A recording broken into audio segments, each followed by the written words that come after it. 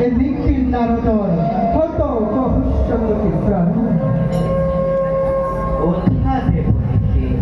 লক্ষ্মী কবে আমি তোমার কথাকে আশ্বাসিত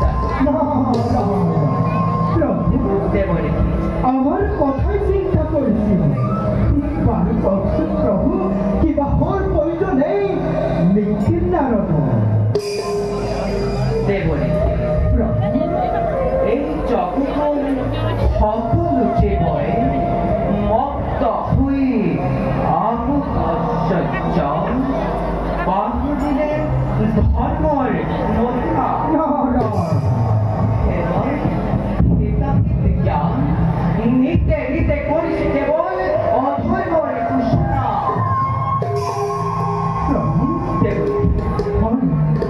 মানব সমাজে বাহুরে পেলাইছে আদি ধর্মর মহিমা অধর্ম হয়েছে নির্মূল দেবনীকে কেবল মানবে নয় দেবতা সমাজেও অনুন্নত কন্যা দেবত্ব পাখরি নিতে করিছে কেবল আঘুরিকে দায়িত্ব হসগই প্রভু মহামুনি বিষ্ণুরূপ মুনি বধ করি দেবতা সমাজে আগুরিক স্বভাবর দিলে পরিচয়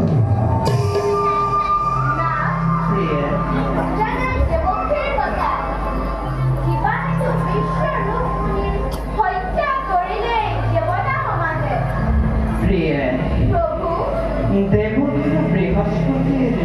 কৃপদৃষ্টে গরুষণা হয়েছিল দেবেন্দ্র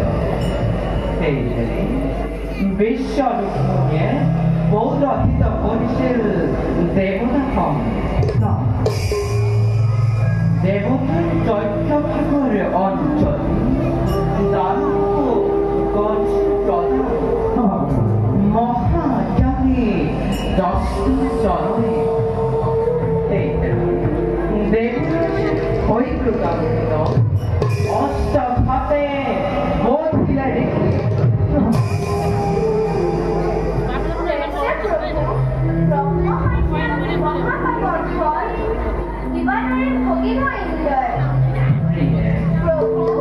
বিশ্বরূপ মৃত্যু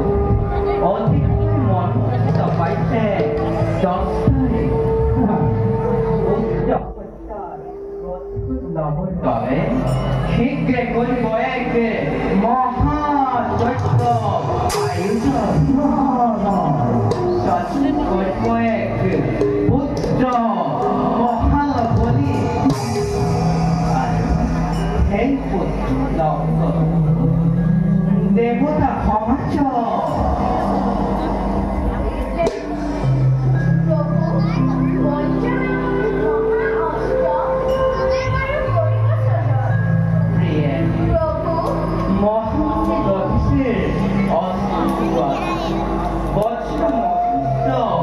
নির্মাণ করিব বিশ্বকর্মায় নিজে দেবরীকে তুমি পালন রাখিব এক মহান বদ্ধ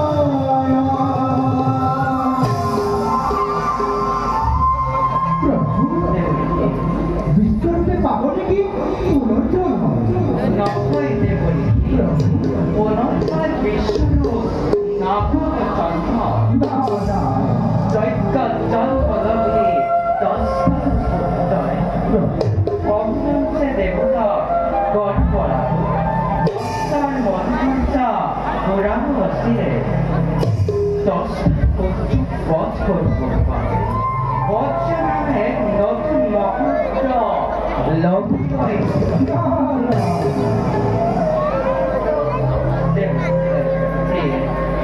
কিবা এটা চেতকেতো ৰাজা কেৱল দৰ্শনৰ পৰামৰ্শ দিলে প্ৰিয়ে প্ৰভু অভিশপ্ত হৈ চেতুকে ধৰা জন্ম লভিব লাগিব দৈত্যৰূপে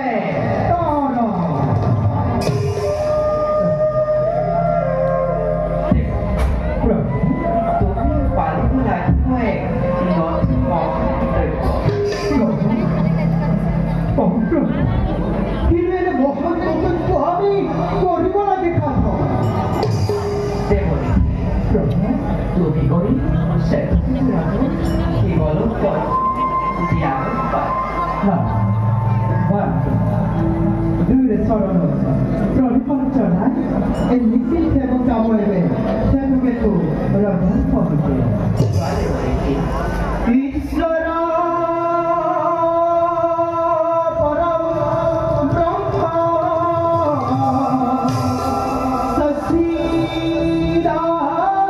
সচ্চিদানন্দ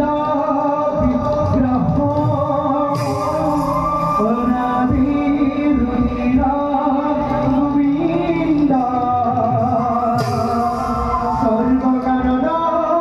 কাৰণ